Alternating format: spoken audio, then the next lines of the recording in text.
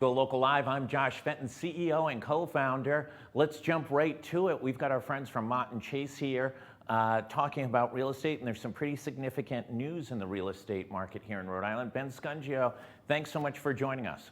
Good morning, Josh. Thanks for having me. Okay, so a couple hours ago, the Rhode Island Association of Realtors come out with new numbers for the month of June. Those numbers are somewhat shocking. The price of a median single-family home in the state of Rhode Island is $385,500. Did you ever think we'd see a number like this? I have not. I would not have thought we would see a number like this. And I think a lot of it's coming from, a lot of homes selling in the secondary market, in the tertiary market, and then a lot of, communities like Barrington and the east side of Providence are really pushing that number up. And it's an exciting time. It's an exciting time for sellers to be able to sell their homes at, an all-time high. Yeah, I mean, it's a game changer for sellers, right? You thought you had, a couple $100,000 of equity in your home. You go and you put it on the market and you get $300,000 more than you anticipated, and you're halfway to being a millionaire, right? Yep. Yeah, it's definitely it's a good time to be a seller for sure. Prices were up 24% for June of 2020 to June of 2021. What's this mean for the overall real estate market? What's the implications, and how does it change the dynamics of what's been going on over the last year and a half since the pandemic hit? I think we've certainly seen the velocity of the market from, the beginning of the year, just say February 1 to about now, has been extreme. And, things are starting to, in my opinion, slow down a hair. I think there's a lot of things that are going on. I think people feel like they can finally go out if they're vaccinated, if they're not vaccinated.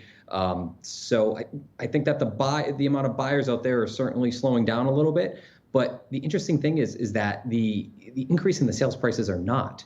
So, you might not have 40 or 50 people at a property anymore, but you're still going to have, potentially 3 to 4 to 5 to 6 offers, all still exceeding usually the seller's expectation. So, we think and we feel strongly that the market's still going to remain strong. The number of sales are still going to increase. The pricing is still going to increase. To what extent? I don't have a crystal ball. I wish I could tell you, but it's certainly going to continue to rise. Well, let me break down a couple of your nomenclature. Velocity means how long a house is on the market, right? Velocity is essentially just how quickly everything's moving. So yes, essentially. Yeah. Okay. And then the second is, when you had these open houses a few months ago, you would get, and we've seen them, those people lined up down the street to go into an open house, and you would get, over the course of a weekend, 40, 50, 60 couples going through. Now that's slowing, but when you talk about exceeding sellers' expectations, you're talking about multiple offers still today above asking price, correct? Yes, and typically in a market where June, July, and August is slow in Providence. It's slow in most communities throughout Rhode Island. It's the vacation times. People are going to the beach. They're leaving. They're doing other things, not looking at property. But, we're seeing it, just not as essentially as crazy as it was in, Q2, or excuse me, the beginning of Q2, the end of Q1. Okay, so let's talk about an example of these homes. We featured a house as part of our partnership with you guys. I think it was houses around $400,000. There was a lovely house. I know the house. It's over on Grayton Drive in the Summit neighborhood of the east side, right near Miriam Hospital. It's a kind of a starter home. It's like a little mini Tudor. It was on the market for $395,000. Seemed like a hefty asking price, knowing that house. And it closed on Monday for $530,000. Talk about that.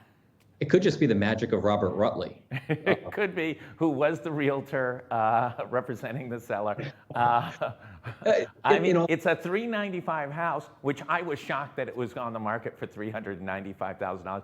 I think I remember when that house sold at one time for $110,000. But let's wipe that memory bank away. $395,000. It sold for $530,000. I know, but you have to look at all the other. So what? The East Side has a handful of really amazing neighborhoods, Summit being one of them, and all the all the values have dramatically increased. So when you look at a home that could have been in Wayland Square that sold in 2015 for 500 or 600, those are selling closer to $1 million, versus homes that are in Summit closer to the Merriam, which could have been 300,000 to 400,000, now selling for $500,000 to $600,000. So in traditionally how the market reacts on the east side is it always expands out. And then when the market starts to get a little shaky, it kind of pulls back in. And I think we're just seeing a market trend right now where people want to live on the east side. They love it. They love being able to go to, Wayland Square or Thayer Street or Wickenden Street, but they just if you can't. live on Summit, you're going over to Wara Wara. Right? Oh, exactly. I mean, that's where you're going to eat, right? Wara Wara. Yeah. And you're going to watch Liverpool play on the bar TV on Saturday mornings because the owner's a big Liverpool football club fan. It's an economic trend that what happens, and it's currently happening right now. And those homes that are starter homes are going to be $500,000 is now essentially a starter home on the east side. With June numbers coming in, $585,000, right? $585,500 for the single family median price. Are we looking by the end of the year that will exceed $400,000 for the price of a single family home in Rhode Island? It's certainly possible. Like I said earlier, it's really a lot of the increase in the pricing is being pushed by that second home and third home buyers that are usually cash, that don't necessarily care about getting a mortgage, and they're buying the property because they want the property. Sometimes not because it makes financial sense or not. But you also have a lot of other municipalities that are really pushing the limit on pricing. Elmhurst is a perfect example in Providence of a neighborhood that is just skyrocketing. People see the value there.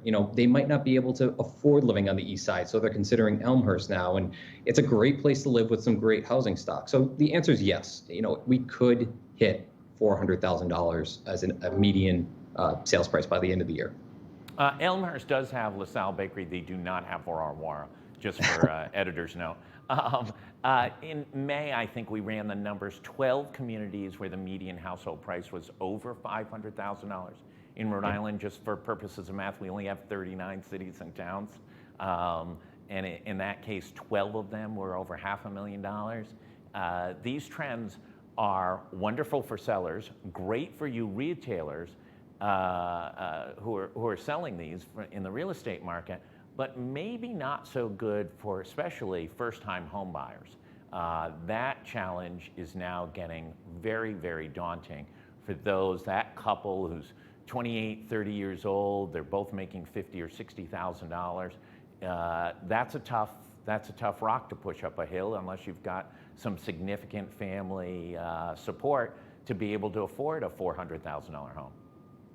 It's affordable now because of the interest rates. You can. I mean, I'm not a mortgage expert, but I know what the trends are, and I know you can get a 30-year, fixed mortgage for under 3%. We have some partners that we work with that are 2.7, 2.8%. So yes, the pricing may be up dramatically, but the buying power has changed so much by even from going from 2.8 to 3.8%, that it really allows these first-time home buyers to afford these homes. And frankly, a lot of these first-time home buyers have really great jobs too, and jobs that are, going to be around for a while. If they're telecommuting, working remotely from home, and they're in Boston or from Connecticut or New York, and they've decided that Providence is a great landing spot.